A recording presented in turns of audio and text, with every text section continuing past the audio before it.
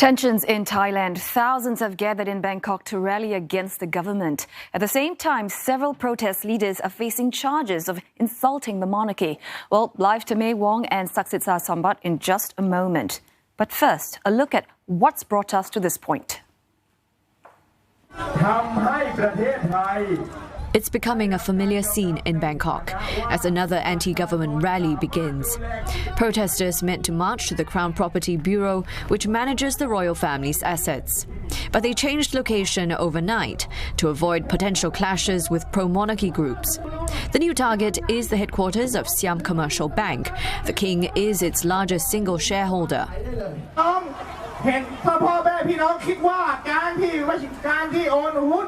Ahead of the rally, police hauled up at least a dozen protest leaders to answer charges of insulting the monarchy. It's the first time the controversial lèse-majesté law is being used in nearly 3 years. There are rumors out there on social media and online, offline, so we're just doing our job basically. We comply with law, regulations and also international standards. Thailand has one of the harshest royal defamation laws in the world. Anyone found guilty faces up to 15 years in prison. Okay, let's get across to May Wong first. May, tell us, what's the turnout like at the protest site? You would think that at the last minute, particularly when protest organizers decided to switch the venues from the Crown Property Bureau to SCB right here in the outskirts of Bangkok, about an hour away from central downtown, people would be deterred by it, but clearly not. Look at this crowd right now, packing the entire compound here and also growing in size because now it's after office hours, so you have more people joining in. Also, they are fearless right now in terms of raising the topic. And one particular topic for today is definitely hitting out at the monarchy, asking for changes and reforms to the monarchy, bringing the institution to come down under the constitution and not to be above the constitution. I want to point you to that sign over there right now. It actually says in Thai that they want to reclaim the national treasure back for the people. The people are accusing the monarchy of holding on to assets belonging really to the citizens of Thailand, and that's the reason why they've chosen this site to come out here and also to make a point that the monarchy needs to come under the constitution. The monarchy needs to be modernized and reformed by curbing the powers of the monarchy in a way. So now you see it's almost a party atmosphere here, but this is just the beginning. Look at how undeterred they are. Remember that water cannons, tear gas, as well as colored dye water were fired at the protesters not too long ago, but they have actually weathered all of that, continue to come out in full force to say that they continue to maintain the fact that they are of no violence. They want to just prove a point, to fight not physically, but with their ideas as well as with their words, and they're hoping that the government will hear them. Recently, Prime Minister Prayut Chan-o-cha just released a statement to say that clearly the situation is not de-escalating. In fact, Prime Minister Prayut Chan-o-cha has warned the people that now he will be using all the laws in the book to now throw at the protesters if the organizers or the protest leaders are found to be flouting any of these laws. I just want to point out to you that today, none of this is allowed because this would be considered unlawful assembly. The fact that the protesters did not get any permission to gather in such a size right in front of a commercial building for the very first time in months. Obviously, the protest leaders as well, facing multiple lèse-majesté charges, also out and speaking to the crowd to say that now they've pushed the envelope and they will continue to push the envelope even further by not talking about things that they used to hold in silence in the past. For example, criticism of the monarchy, despite the fact that the lèse-majesté law is now being enforced. Also, for the next 5 days, the protest leaders have said they will continue consecutively to meet, assemble.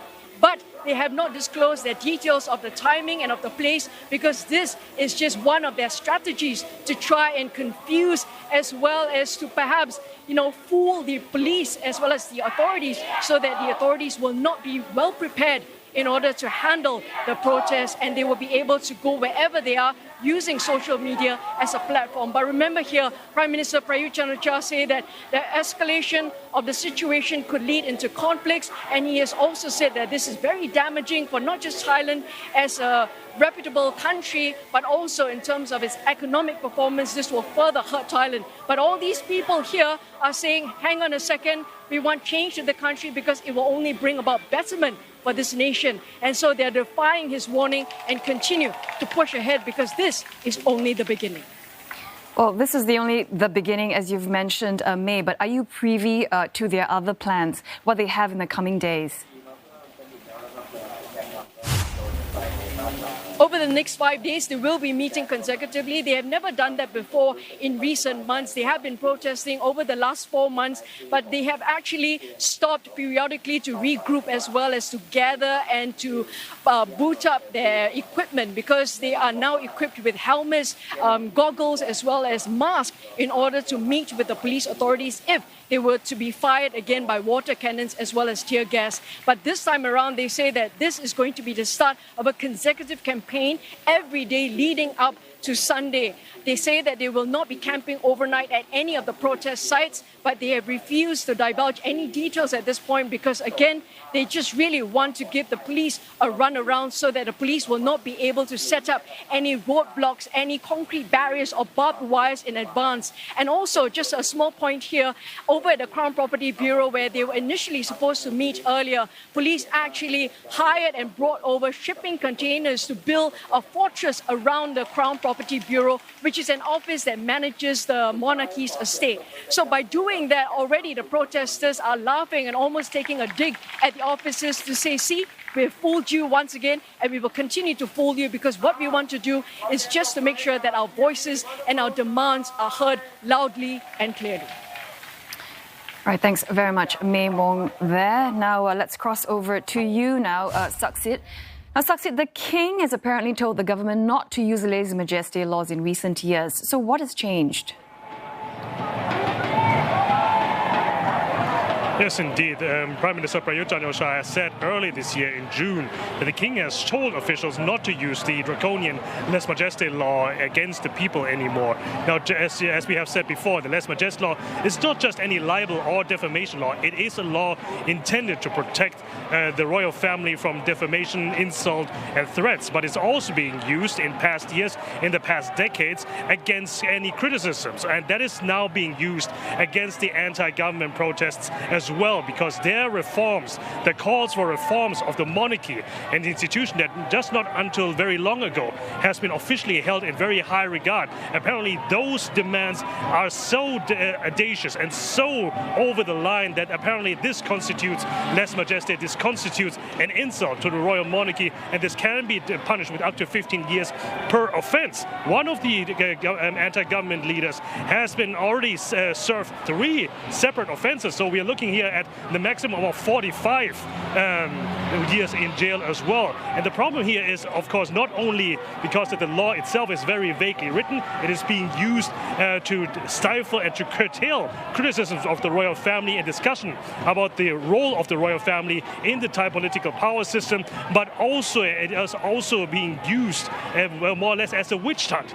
Now, there are still people that hold the royal institution in high regard, and they are saying that these protesters behind me, they're not here to reform the monarchy, they're here to overthrow the monarchy and call a republic, even though that is not what they are actually calling for. But we are seeing here another polarization, and we are seeing the resurgence of the lèse-majesté law as a political weapon and also as a weapon to curtail freedom of speech and any discussion of where Thailand could go next.